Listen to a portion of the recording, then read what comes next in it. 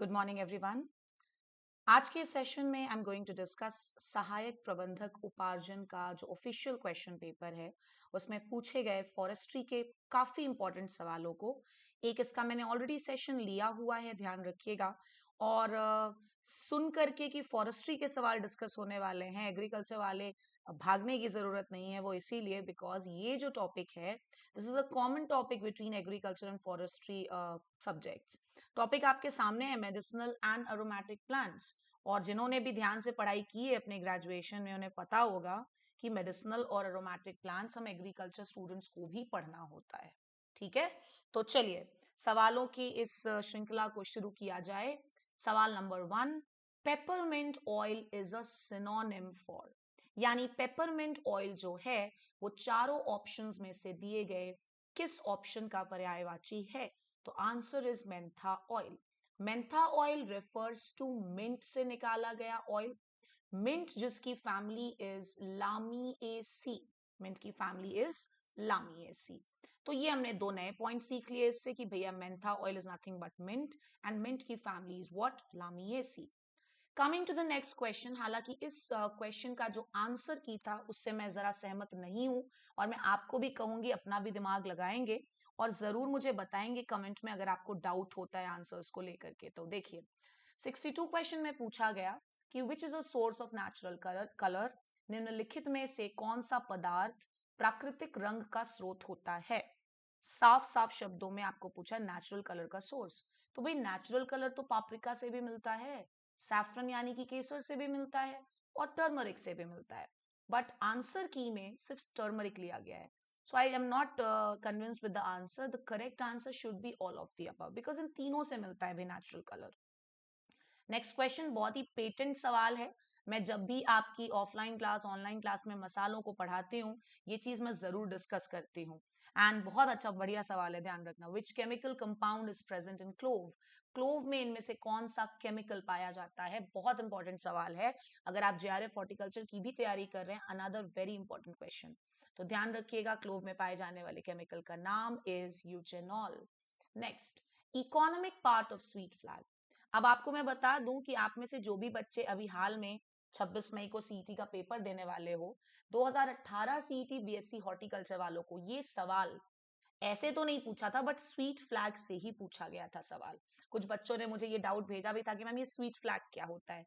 तो बच्चों जान लो कि स्वीट फ्लैग को हम हिंदी में बुश कहते हैं या बच कहते हैं। एक्चुअली बच ही कहा जाता है और इसका साइंटिफिक नेम इज एकोरस कैलामस। आपको बता दूं कि ये बहुत ही बढ़िया मेडिसिनल प्लांट है। अब इसका इकोनॉमिक पार्ट पूछा है तो इसका इकोनॉमिक पार्ट क्या होता है? Sweet flag. इसके अलावा और ऐसे कौन कौन से प्लांट्स हैं जिसका इकोनॉमिक पार्ट राइजोम होता है? तो जिंजर हो गया यानी कि अदरक, टर्मरिक हो गई यानी कि हल्दी। Coming to question number 65, which medicinal plant is known as winter cherry? जी हाँ, ऐसे सवाल भी आपको देखने को मिल जाएंगे कि कौन सा मेडिसिनल प्लांट है जिसको डेडली नाइट शेड कहते हैं, जिसे विंटर चेरी कहते हैं। तो आपके इन्फॉर्मेशन के लिए मैं बता दूं कि ashwagandha is known as winter cherry और अश्वगंधा की फैमिली सोलानेसी होती है। साइंटिफिक नेम कम से कम पहला नाम जरूर पढ़िए एंड दैट इज विथानिया। मैं ये बिल्कुल नहीं कह रही हूँ कि पूरा नाम याद करने की जरूरत है।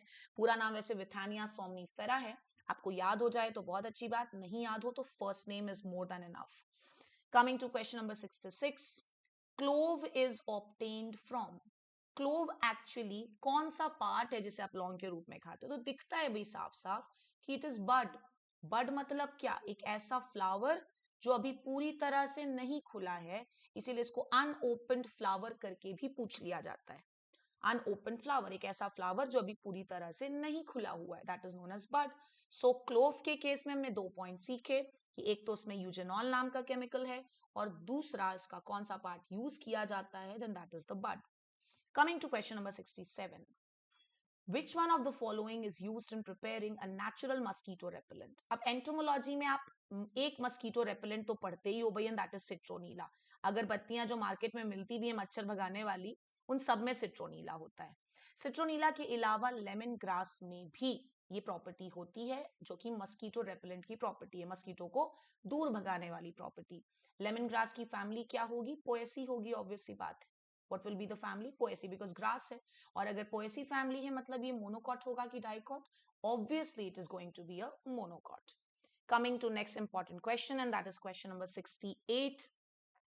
In which crop the bareja is used for weeding and pruning? bareja इनमें से किस पर्टिकुलर क्रॉप में वीडिंग और प्रूनिंग करने के लिए यूज किया जाता है?